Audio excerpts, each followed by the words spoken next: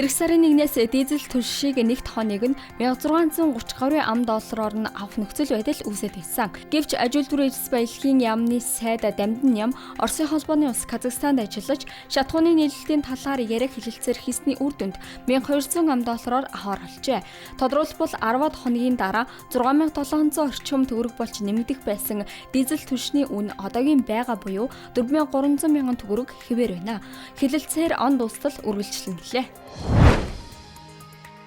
Ерөнхийлөгч ухнаагийн хөрөлс өхөн бүгд найрамдах Казахстан улсад хийсэн альчиллаар худалдаа эдийн засаг, банк санхүү, эрчим хүч, хот байгуулалт, соёл шинжлэх ухаан, эрүүл мэнд, эрдэс баялаг, хүмүүнлэг, хэвлэл мэдээлэл, орон нутаг зэрэг салбарт хамтрах 18 баримт бичигт гар үсэг зурчээ. Үүнд Улаанбаатараас Астанагийн чиглэлд шууд нислэг үлдэх, Баян өлгөөгөөс Өскөмэн чиглэлийн шууд нислэгийг сэргээж, Баян өлгийд Казахстаны консулын газар байгуулах Хар Хором хот, дүүрэг налынхаа Казахстаны Талтик орган хоттой ах トゥ угийн харилцаатай ажиллах, галт хэрэг худалдан авах зэрэг багтжээ.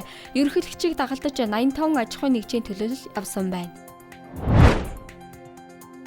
Улсын хэмжээнд 16 аймгийн 44 сумын 74 сонгуулийн хэсэгт нөхөн сонгуул болно. Сонгуул болохоос 60 хоногийн өмнөөс шилжилт хөдөлгөөнийг зогсоох тухай хуульд заасны дагуу 23-ны 17 цагаас иргэний шилжилт хөдөлгөөний бүртгэлийг зогсоож мөн бүртгэл хөтлөх улсын бүртгэгчийн эрхийг түр хязгаарлалаа.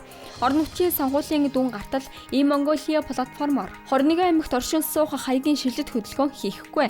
Харин нийслэлд хэвийн ажиллана. Мөн нөхөн сонгуулгүй аймаг сумын шилжилт хөдөлгөөнийг улсын бүртгэлийн байгууллагад биечлэн хандан шийдвэрлүүлэх боломжтой.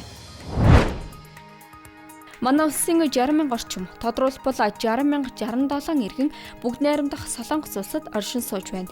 Үүнээс 14,244 нь визийн хугацаа хэтрүүлсэн бичиг баримтын зөрчилтэй байна. Тэдний 9,493 буюу 66.8% нь богино хугацааны аялал жуулчлалын визээр, 1,374 буюу 9.6% нь мэргэжлийн бус ажиллах хүчний визээр, 678 буюу 4.7% нь оюутны визээр, мөн төдий тооны иргэн хэлний бэлтгэлийн визээр тус иржээ. Мөн цагаачлалын визтэй 433 иргэн байна. Тэд визийн хугацаа хэтрүүлсэн бичиг баримтын зөрчилтэй нийт иргэдийн 3.3%-ийг бүрдүүлж байна. Нутгийн зүүн хэсгээр хүйтэн салхитай байна. Тодруулбал 25-ны Бям гарагт Алтай, Хинтийн уулархаг нутгаар, 26-ны Ням гарагт Монгол Алтай, Хинтийн уулархаг нутаг, Хэрлэн, Онон, Улз, Халахголын хүндий, Дорнод Даргангийн тал нутгаар, 27-нд нутгийн баруун өмнөд болон нутгийн зүүн хойд хэсгээр бороо нойтон цас орно. Энэ хугацаанд говь талхээрийн нутгаар салхи секундэд 13-аас 15 м хүрч ширүүсэж, шорон шуурга шуурна. Ихэнх хугацаанд нутгийн зүүн хэсгээр хүйтэн салхитай байна. Байкал олон улсын нисэх будалд буриадад ирсэн зочид гийчдийг тус улсын төрийн дуулал угтдаг боллоо.